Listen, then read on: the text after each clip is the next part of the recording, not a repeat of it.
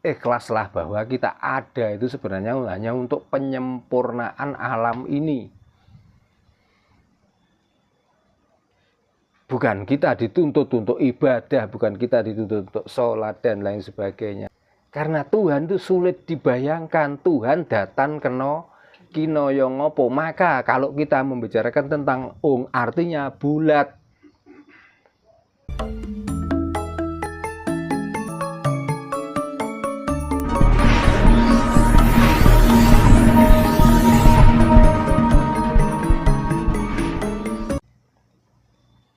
Makanya dalam ajaran Kapitayan, gembirakan hatimu, terima apa yang ada dalam dirimu untuk hari ini, saat ini, dan di sini. Maka kalau bisa manusia itu jangan pernah memikirkan besok.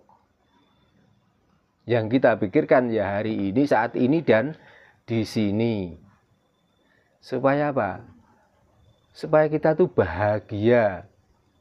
Supaya kita itu percaya diri dan kita menerima ciptaan Tuhan sebagai manusia. Tapi kebanyakan manusia kan tidak. Agama diciptakan sendiri, dikerjakan sendiri. Tapi nanti tuntutannya minta kepada Tuhan. Ini loh. Kan yang membuat rusak hati dan pikiran kita kan gara-gara itu. Karena apa? Ya karena sejak kecil kita sudah mulai disuguhi ajaran-ajaran seperti itu. Jadi kalau melakukan ini akan mendapatkan pahala dan besok setelah mati kamu akan mendapatkan ini. Mulai kecil sudah dijajeli dengan dogma seperti itu. Maka kita terlena akhirnya. Makanya walaupun kita itu orang Jawa, banyak sekali para kasepuan yang sudah mengajarkan tentang tatanan dan Kapitayan Jawa. Kok hidup kita itu masih morat-marit, hidup kita enggak tertata, pikiran kita masih kotor, hati kita enggak senang. Sering kali saya sampaikan, itulah tandanya kalau orang itu masih berselingkuh dengan Tuhan. Makanya sekarang jangan pernah berselingkuh dengan Tuhan. Artinya gimana? Karena Tuhan yang sulit dingejawantahkan, walaupun Tuhan itu sudah bertajali bersama kita. Walaupun Tuhan itu adalah sudah menjadi satu dengan kita. Tapi kita itu kadang-kadang masih mencari Tuhan yang di sana. Tuhan yang model begini. Tuhan yang ini, Tuhan yang itu. Apalagi kalau orang itu sudah mengenali Tuhan yang jahat itu. Akhirnya hidupnya malah nggak bisa senang, malah takut.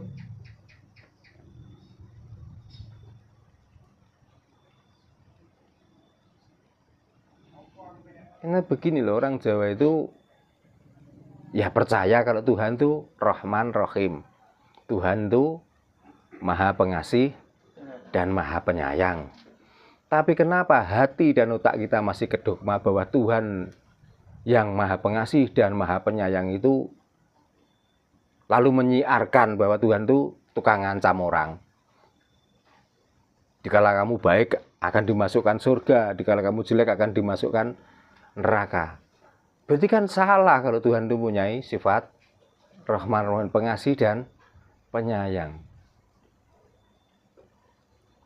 Kalau kalian semua dan sedulur-sedulur masih percaya dengan itulah tandanya orang-orang yang masih berselingkuh dengan Tuhan. Kita itu menyana Tuhan itu jahat. Lah kita lupa. Kita ada itu hasil kasih dan sayang. Itulah Tuhan. Seandainya nggak ada kasih dan sayang, kita itu nggak ada. Jadi kalau begitu nggak salah kalau Tuhan itu sudah bersama kita, dan bahkan Tuhan itu lebih dekat daripada urat nadi leher kita. Karena kita ada ternyata hasil dari kasih dan sayang.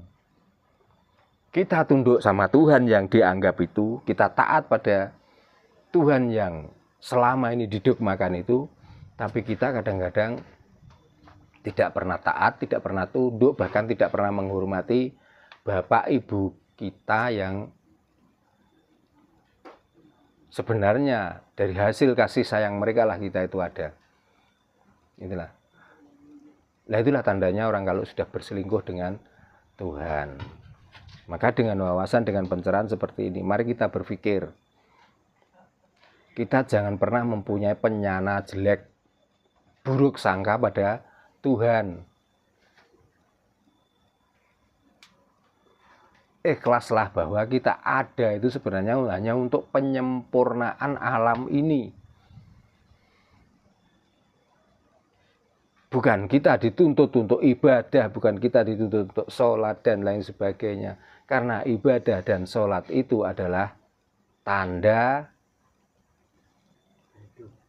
nikmat kita atau menikmati hidup yang sudah nikmat ini, yang semuanya sudah diberikan oleh Tuhan.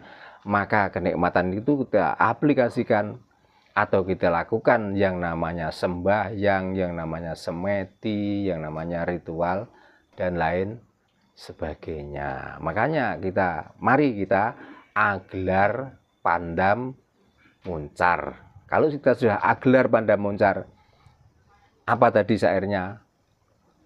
Akhirnya ong. Ya. Kalau sudah ong, ya itulah Tuhan.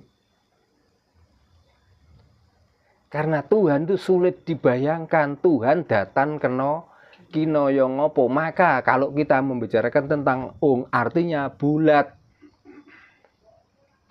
Maka kalau bulat, coba nanti mengambil pulpen atau petelot ya. Kita menggambar bulat.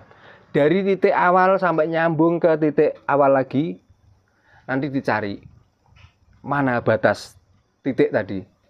Kalau bulat, apakah kita menemukan? Dan di dalamnya titik bulat dinamakan kosong kan? Maka orang Jawa mempunyai pedoman bahwa Tuhan niku ono tapi ora ono, ora ono tapi ono. Ya itulah yang dimaksud di dalamnya adalah bulatan, lingkaran bulat itu. Tapi kalau kita menggambar garisan yang ada sudutnya dengan kotak-kotak, akhirnya kita bisa tandai bahwa oh ini di pojok sini, berhentinya ini di pojok sini. Nah sekarang tinggal kita mau bertuhan yang bulat itu atau Tuhan yang bentuk kotak-kotak. Karena selama ini kita didogma dengan Tuhan yang bentuk kotak-kotak. Itu masalahnya. Nah padahal kita sebelum ada Tuhan yang kotak-kotak, kita sudah diajarkan Tuhan yang berbentuk bulat, ya artinya ong itu.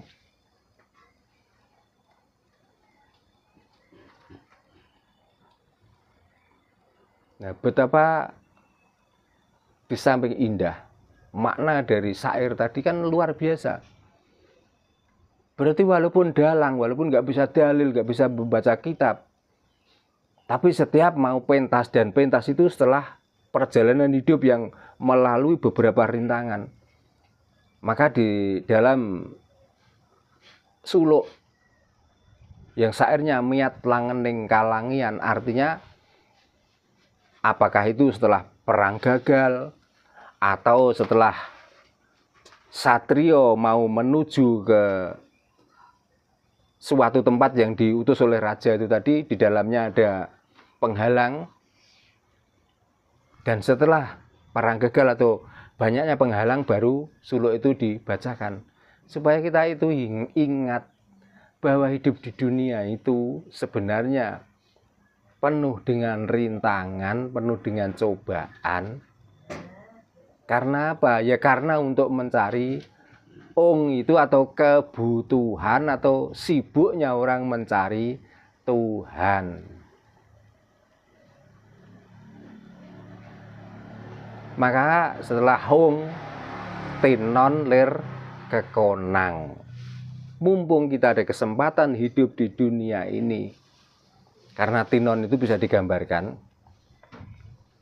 atau si pelaku itu baik muda ataupun tua, lir ke konang itu supaya kamu bisa seperti hewan yang kecil tapi mengeluarkan sinar walaupun sedikit. Tahu konang ya? Kunang-kunang Sal. Nah, seperti kunang-kunang. Apakah sinar yang dikeluarkan kunang itu pernah merah? Kan enggak. Yang disinarkan mesti sinar biru. Maka sekecil apapun, karena kita hidup di dunia ini adalah melakukan meneruskan cerita atau mengukir cerita, walaupun sekecil apapun, marilah kita mengerjakan sesuatu kalau bisa sampai bisa mengeluarkan sinar biru itu walaupun sedikit atau kecil, yaitu sinar Tuhan atau sinar Gusti.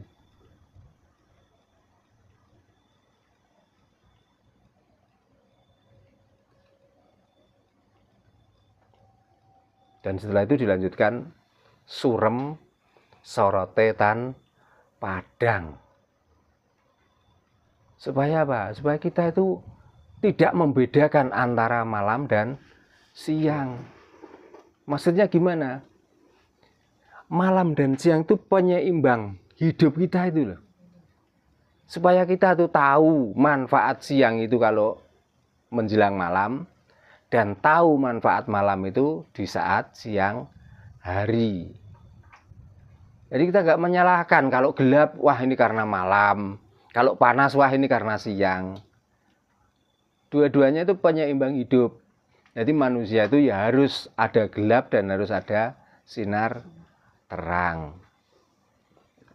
Maka siapa yang tahu manfaatnya malam? Yaitu orang-orang yang ngantuk.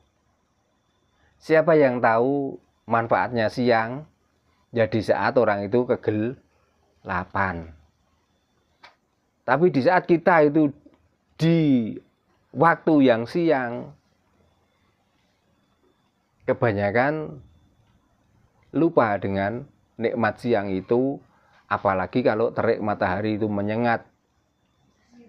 Malah yang disalahkan panas atau ongkepnya. Tapi manfaat dari sinar terang hilang semua. Nah, itu juga salah satu tanda bahwa kita itu sebenarnya berselingkuh dengan Tuhan.